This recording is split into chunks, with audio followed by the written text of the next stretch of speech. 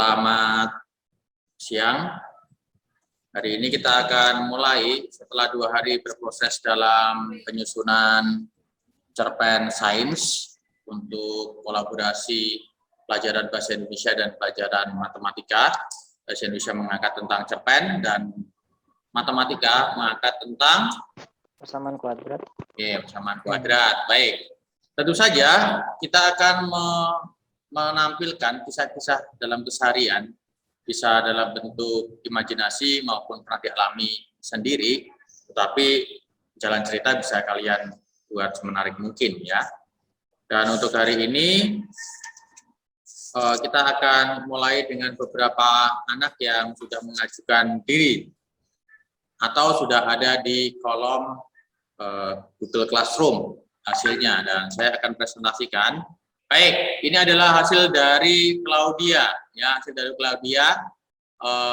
Dia settingnya bukan rata kanan kiri tapi center, ya, bukan rata kanan kiri tapi center. Claudia, nah sekarang ceritakan persiapan kamu hingga karya ini terbentuk.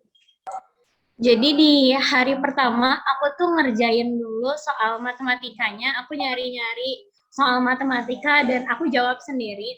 Ada 2 soal, tapi soal kedua itu tuh bukan hitung-hitungan tapi sejarah. Nah, terus pas udah aku kerjain soal dan soalnya udah aku konfirmasi ke Bu Windy, aku cari-cari inspirasi gimana nih cara aku menuangkan semua soal ini ke dalam cerpen. Nah, akhirnya aku kepikiran sama eskalator, soalnya dia bentuknya segitiga siku-siku. Oke, untuk jalan ceritanya seperti apa? Lebih pada sinopsisnya ya, jalan cerita singkatnya, hingga nanti juga ditemukan unsur sainsnya di dalamnya. Silakan. Kalau buat sinopsisnya itu tuh ada satu anak namanya tuh Abigail. Jadi dia nih anaknya punya rasa penasaran yang cukup tinggi. Nah, terus suatu hari dia sama ibunya ke suatu supermarket. Nah, Abigail ini karena anaknya penasaran, pas dia ngelihat eskalator, dia tuh terkagum-kagum, kok ada tangga berjalan terus tinggi. Nah, akhirnya... Ini tahun berapa itu kalau dia sampai terkaget-kaget bisa lihat eskalator begitu? Wow. Kan Pak, anak kecil. Oh, anak kecil. Ya. Ya anak SD mungkin. Nah, dia tuh nanya ke ibunya, Bu, kira-kira tinggi eskalator ini berapa meter ya? Terus ibunya ngejelasin pakai rumus persamaan kuadrat. Nah, setelah dijelasin sama ibunya, Abigail tuh jadi punya rasa, wah kayaknya hebat ya kalau misalkan aku bisa matematika, kayaknya hebat ya kalau aku bisa hitung-hitungan. Akhirnya dia punya cita-cita untuk menjadi seorang ilmuwan yang besar, yang hebat. Oke, baik. Untuk unsur matematikanya, bagaimana tadi rumusnya atau unsur sainsnya masuk bagaimana? Kan aku teh pakai rumus persamaan kuadrat ya. Ya. Nah, di soalnya tuh panjang sisi tegak sebuah segitiga siku-siku. Jadi aku kepikirannya eskalator. Jadi aku itunya eskalator aja. Tadinya mau piramida, tapi kan piramida bukan segitiga siku-siku. Ini ceritanya ibunya menjelaskan begitu? Iya Pak. Ya, kalau dari segi matematika, Bu Idi mungkin akan bertanya. Bentar, ini juga sambil Ibu baca dulu karena tadi belum sempat dibaca juga ya. Oke, berarti sebelum menggunakan persamaan kuadrat, Claudia menggunakan prinsip apa dulu ini? Sebelum menggunakan prinsip persamaan kuadrat, Claudia berarti menggunakan prinsip apa dulu sebelumnya? Teorema Pitagoras. Oke, teorema Pitagoras. Ini sih memang tidak diharuskan muncul sih ya teorema Pitagoras. Memang yang diharuskan muncul adalah persamaan kuadrat. Ini sudah tepat penyajiannya, perhitungannya sudah tepat karena memang sebelumnya Claudia sudah berkonsultasi dengan Ibu ya. Nah, ini kenapa tiba-tiba muncul hipotenusanya 39 meter itu, kalau Ibu membayangkan ini kejadian sebenarnya, mungkin si Abigail ini bingung ya kenapa bisa 39 meter gitu. Kalau untuk yang di persamaan kuadratnya mungkin sudah dijelaskan sih, sudah rinci. Cuman untung Abigail nggak tanya ya, kenapa 39 meter, Bu? Untung Abigailnya nurut nih. Oke sih, untuk matematikanya tidak ada masalah sih. Untuk menyambungkannya saya rasa juga sudah cukup baik, menyambungkan cerita dengan memasukkan teori dan memasukkan apa sih perhitungannya, tidak ada masalah. Oke, baik. Claudia, kamu punya kesulitan apa pada saat mengerjakan proyekmu ini? Aku ini sih, kan dia tuh matematika kan bentuknya nomor ya, jadi agak susah buat dimasukin ke dalam cerpennya. Jadi aku benar-benar harus nyari mana cerita yang bakal nyambung sama matematika ini. Yang kamu lakukan apa untuk mengatasi kesulitanmu? Aku nyari inspirasi di Google. Oke, baik. Kalau dari proses mengerjakan proyekmu ini, kira-kira refleksi apa yang bisa kamu pahami atau kamu dapatkan, kamu tarik dalam proses belajarmu ini? Jadi selama ini aku taunya cerpen itu kan tentang kayak cerita sehari-hari, tapi nggak pernah kebayang ada cerpen yang masukin matematika. Jadi ini pertama kali juga aku bikin cerita pendek ada unsur matematikanya. Oke. Tapi bisa kan? Bisa, berarti keren. Belum pernah melihat, belum pernah sebelumnya belum pernah membaca, tapi ternyata anak Yosudarso bisa. Sebentar Pak Wisnu, Pupung belum lupa ya, maaf tadi menjelaskan. Ini Claudia boleh sih, karena memang waktunya belum habis kan ya, batas akhirnya besok. Ini boleh disempurnakan lagi Claudia supaya hasilnya juga maksimal. Jika jadi suatu saat jika dilihat orang benar-benar sudah pasti ya, sudah benar. Ini di terakhir, kalau dia pasti ingat ya, ada jawabannya X itu negatif 36 dan X-nya 15. Namun kita tidak mungkin memakai min. Apa min? Memakai untuk panjang. Oke, terima kasih, itu tadi temannya sudah menjawab. Lebih baik menggunakan kata negatif ya, jangan min gitu doang. Apa itu min? Pak Min ya. Intarso. Oke, itu boleh nanti diperbaiki, nanti dikirim lagi ya supaya hasilnya lebih bagus lagi. Maknanya jadi berubah ya kalau begitu. Baik, anak-anak kalian bisa lihat di sini, oke ya, untuk ada di awalnya sudah muncul, jadi apakah sesuai dengan konteks proyeknya? Oke, sudah sesuai. Apakah menarik? Ternyata ini yang menarik adalah anak kecil ya, dan di bagian akhirnya muncul dari pikiran anak kecil itu ingin jadi seorang ilmuwan. Oke, berikutnya untuk kekayaannya saya lihat tadi sambil jalan ternyata diceritakan juga oleh Claudia, sudah banyak unsurnya, strukturnya dari awal sampai akhir, sampai penutupnya, resolusinya juga sudah bagus. Oke, seperti ini untuk Claudia. Ada teman-teman yang lain mau tanya? Silakan, boleh? Atau ingin menanggapi, boleh? Teman-teman yang lain, ada? Cukup? Cukup Pak, tidak usah diperpanjang. Oke, baik. Berarti nanti kayaknya nggak sama ya. Baik, terima kasih untuk Claudia. Sebentar, sebelumnya. Oke, terima kasih Claudia atas hasil karyanya. Sebentar Pak Wisnu, tadi sempat sekilas juga saya lihat masih ada beberapa kata yang salah, itu sambil nanti diperbaiki lagi ya. Ada N-nya yang double, ada yang apa tadi kata-kata, beberapa lah dilihat. Eskalator, tanya double. Ya, sama ya seperti ini ya. Terus kalau bisa nanti tata kanan kiri ya Claudia ya, bukan center. Ini kan masih center ya. Kamu dari atas sampai semua center ini, yang center ini saja, yang atasnya saja.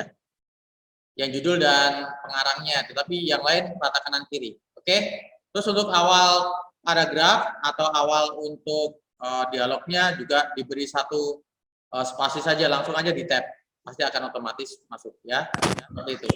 Begitu Claudia? Oke, terima kasih Claudia. Baik, sip. Lanjut. Sekarang lanjut ya, lanjut berarti. Nah sekarang Claris Aurelia, ada anaknya? Ada, Pak. Nah, ntar saya pin dulu. Biar posisinya menjadi senternya di atas. Oke, siap presentasi? Siap. Siap, baik. Terima kasih. Sekarang sudah muncul, saya perbesar terlebih dahulu.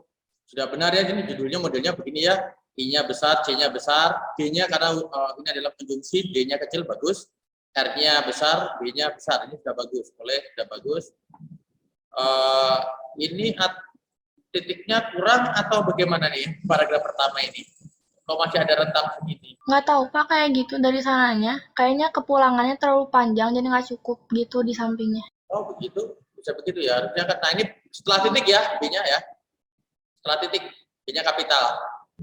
Iya, Pak. Oke, nanti bisa direvisi lagi, tetapi paling tidak secara teknis sudah bagus, ya sudah baik. Oke, saya lihat bagian akhirnya, resolusinya. Oke, titik ya setelah pesannya titik, komanya belum ada, ya komanya belum ada. Ini juga sama, ini titiknya juga belum ada, ya. Setelah kalimat langsung, diperhatikan lagi, kali kamu bisa literasi, ya, melihat-lihat yang lain bagaimana sih menutup kalimat langsung menggunakan titik atau menggunakan koma, ya, ada semuanya. Jawab Riku, R-nya juga masih kecil. Nama anakannya nih, nama orang? Betul, Aurel? Kenapa, Pak? Nama Riku ini nama orang? Iya. Nah, ini R-nya masih kecil ya, R-nya masih kecil. Hal-hal seperti ini ya, hal-hal seperti ini diperhatikan. Oke, untuk penutupnya, oke sudah bagus. Baik, sekarang Aurel, ceritakan tentang persiapanmu sampai kamu bisa membuat cerita ini. Beberapa hari yang lalu kan udah bikin naskahnya gitu, tapi diulang lagi. Terus beberapa kali ganti soal MTK-nya, soalnya kayaknya gak nyambung sama tema. Terus akhirnya kemarin udah mulai ketemu tema sama soal yang lumayan nyambung. Terus tadi ngerevisi kalimat-kalimat. Ada yang kelewat kayaknya. Belum masih ada yang perlu diperbaiki ya. Ada lagi yang itu langkah. Baik. Bisa kamu ceritakan untuk cerita singkatnya? Jadi Riku baru pulang sekolah, terus dia ngelihat ada yang jualan ikan cupang. Jadi Riku beli ikan cupang yang warna merah sama biru. Terus dia lupa kalau misalkan di rumahnya nggak ada akuarium ini. Dia minta bantuan ayahnya buat beli akuarium. Ayah ingat kalau Riku lagi belajar tentang persamaan kuadrat di sekolah dan meminta Riku untuk menghitung panjang dan lebar bidang untuk akuarium menggunakan teknik pemfaktoran. Setelah akuarium jadi, ayah kembali meminta bantuan Riku untuk menghitung besar sekat yang harus dia buat untuk ikan cupang agar tidak beradu. Oke, terima kasih. Berikutnya ada kesulitan tidak kamu pada saat mengerjakan ini? Bikin soalnya doang sih Pak, susah. Tapi jalan ceritanya bisa kalau jalan ceritanya? Bisa. Cari idenya sempat lama tidak cari idenya? Kenapa Pak? Cari idenya sempat lama tidak? Nggak terlalu lama, tapi lumayan lama juga gitu. Nggak terlalu lama, tapi lumayan lama. Ya sudah. Dari bagian matematika, Bu Idi mungkin bisa menanyakan sesuatu. Oke, terima kasih. Oke, Claudia, jadi ini ukuran yang pertama ngitung apa, Claudia? Kok Claudia? Aurel, Bu. Maaf. Udah ganti, belum move on. Yang pertama, itu kan Ibu lihat ada 2 kali hitungan ya, menghitung panjang dan lebar. Yang pertama ngitung apa, yang kedua ngitung apa? Yang pertama tuh ngitung bidang yang tersedia buat akuariumnya gitu loh. Tempatnya. Terus yang kedua ngitung sekat buat akuariumnya biar ikan cupangnya nggak berantem. Oh, jadi masih sama-sama akuarium ya. Oke, sip. Nah, bisa kan akhirnya menyambungkan dari kemarin kalian bingung harus ada 2 penyelesaian atau 2 soal, tapi bagaimana cara menyambungkannya? Ternyata bisa ada ide juga ketika kalian mencoba berpikir. Oke, Claudia ini nulisnya ngetiknya pakai si Allah ya. Claris, Aurel, kenapa sih Claudia aja sih? Aurel ini menulisnya pakai laptop atau pakai handphone? Pakai laptop. Oke, ini pangkatnya lebih baik dibuat pangkat biasa aja ya, jangan pakai tanda caping itu ya. Iya, Bu. Bisa kan ya di atas. Nanti kalau misalkan masih belum bisa tanya ke Ibu. Jadi supaya dilihatnya lebih mudah. Kalau ini pakai tanda caping ini, ya orang yang orang yang mengerti tentang matematika ngerti, cuman kalau orang awam belum tentu paham gitu ya. Kan lebih mudah kalau menggunakan tanda pangkat biasa. Kemudian variabelnya tidak salah juga sih variabel ditulis dengan huruf besar, tapi biasanya ditulis dengan huruf Kecil. Oke, sekali lagi tidak salah, tapi akan lebih indah atau lebih mudah dilihat. Kan ini yang akan melihat bukan hanya orang yang paham tentang matematika, bukan hanya anak SMP atau guru SMP ya. Mungkin nanti bisa dilihat oleh kalangan umum, jadi supaya lebih mudah dinikmati oleh khalayak umum, kita buat bahasa-bahasa yang lebih familiar aja ya. Itu saja dari matematikanya. Keduanya sama ya, kalian Claris mencari panjang dan lebar suatu bidang Iya, ya. Bu. Sip. Ada kesulitan tidak? Ganti-ganti soalnya itu susah. Ganti-ganti soalnya, tapi akhirnya menemukan. Oke, kalau berusaha mah pasti tetap bisa ya. Oke, terima kasih atas usahanya, atas kerja kerasnya ya. Untuk Aurel, kamu setting apa yang kamu pakai di sini? Bisa kamu ceritakan beberapa setting yang sudah ada di dalamnya? Sekolah, rumah, sama pasar ikan. Itu setting apa? Tempat. Di tempat ada setting lain yang bisa kamu tuliskan di sini yang sudah kamu tuliskan? Setting apa saja? Pulang sekolah kayaknya waktu. Masalah waktu. Baik, berikutnya.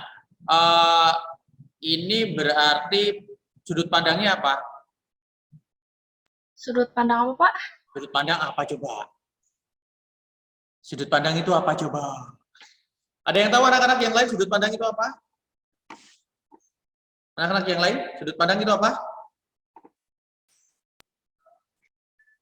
Iya, ada yang sudah menyalakan mic tapi dimatikan lagi. Sudut pandang adalah cara penulis menceritakan tokohnya.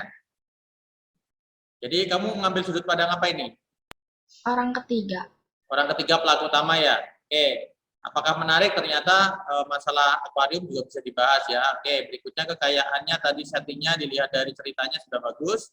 Strukturnya lengkap dari atas sampai bawah. Diawali dengan orientasi dan terakhir adalah resolusi ya. Bagaimana menemukan penyelesaian masalahnya. Sudah muncul ada di sini. Oke, sudah bagus. Ada yang lain yang bisa diungkap oleh teman-temannya? Atau ada pertanyaan dari teman-temannya? Tidak ada? Cukup? Baik, terima kasih untuk Aurel. Tepuk tangan dulu untuk Aurel. Sip.